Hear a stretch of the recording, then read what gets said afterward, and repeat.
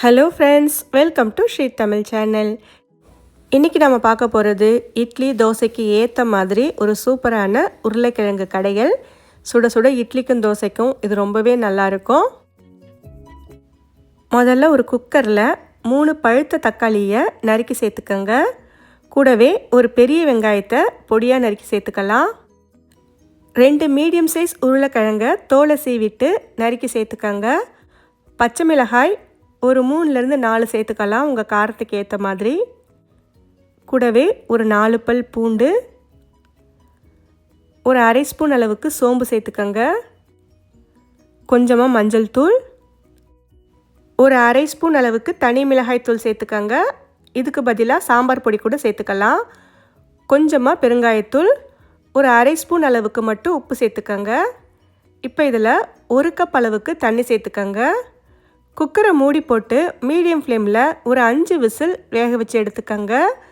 குக்கர்லேருந்து steam இறங்கினதுக்கப்புறம் திறந்து பார்த்தீங்கன்னா உங்களுக்கு எல்லாமே நல்லா வெந்து வந்திருக்கும்.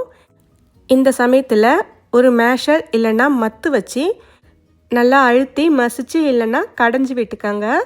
தக்காளி, உருளைக்கிழங்கு, பச்சை மிளகாய் எல்லாமே நல்லா மசிஞ்சு வரணும். மசிக்கும் போது கொஞ்சம் பொறுமையாக அழுத்தி விட்டுக்கோங்க. சூடாக இருக்கிறதுனால நமக்கு மேலே திரிக்க வாய்ப்பு இருக்குது. இப்போ பார்த்திங்கன்னா எல்லாத்தையுமே சேர்த்து இந்த அளவுக்கு நல்லா மசிச்சு விட்டாச்சு. அவ்வளவுதான். இப்போ பார்த்திங்கன்னா இது கொஞ்சம் திக்காக இருக்கிற மாதிரி இருக்குது. கன்சிஸ்டன்சியை சரி பண்ணுறதுக்காக இப்போ இதில் தண்ணி சேர்த்துக்கலாம். பச்சை தண்ணி சேர்க்காம நல்லா சூடாக இருக்கிற தண்ணி ஒரு அரை கப்லேருந்து 1 கப் வரைக்கும் சேர்த்துக்கோங்க. இப்போ இதை ஒரு முறை நல்லா கலந்து விட்டுக்கலாம். இந்த கன்சிஸ்டன்சியில் இருந்துச்சுன்னா நல்லா கொதித்து வரும்போது இட்லி தோசைக்கு நமக்கு சரியாக இருக்கும். தண்ணி சேர்த்ததுக்கப்புறம் ஒரு 5 நிமிஷத்துக்கு இதை நல்லா கொதிக்க விடுங்க. கொதித்ததுக்கப்புறமா நாம் இதை தாளிச்சிக்கலாம். ஏற்கனவே வேக வைக்கும்போது உப்பு சேர்த்து வேக வச்சுருக்கோம். அதனால் இந்த சமயத்தில் கொஞ்சமாக தேவையான அளவு மட்டும் உப்பு சேர்த்து நல்லா கலந்து விட்டு செக் பண்ணி பார்த்துக்கோங்க உப்பு சரியாக இருக்கான்னு. இப்போ இது ஒரு 5 நிமிஷத்துக்கு நல்லா கொதிக்கட்டும். அடுத்து இதை தாளிச்சிக்கலாம். அதுக்கு ஒரு பேனில் 1 டேபிள் ஸ்பூன் எண்ணெய் எடுத்துக்கோங்க. இந்த எண்ணெய் லேசாக சூடானதும் இதில் கொஞ்சமாக தாளிப்பு வடகம், வெங்காய வடகம் சேர்த்து தாளிச்சிக்கோங்க. தாளிப்பு வடகம் இல்லைன்னா கடுகு, சீரகம், கருவேப்பிலை சேர்த்து தாளிச்சிக்கோங்க. இப்போ இது ஒரு முறை நல்லா கலந்து விட்டுக்கலாம், பொரிஞ்சு வரட்டும். அடுத்து இதில் கொஞ்சமாக கருவேப்பிலை, பொடியாய் நறுக்கிய கொத்தமல்லி ஒரு 1.5 டேபிள் ஸ்பூன் அளவுக்கு சேர்த்துக்கோங்க.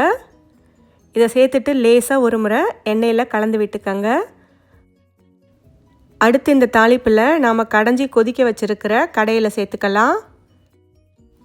இது எல்லாத்தையும் சேர்த்து ஒரு முறை நல்லா கலந்து விட்டுக்கோங்க. இப்போ இந்த கடையில் அதிகபட்சம் ஒரு 1லேருந்து 2 நிமிஷம் மட்டும் லேசாக கொதிச்சா போதும்.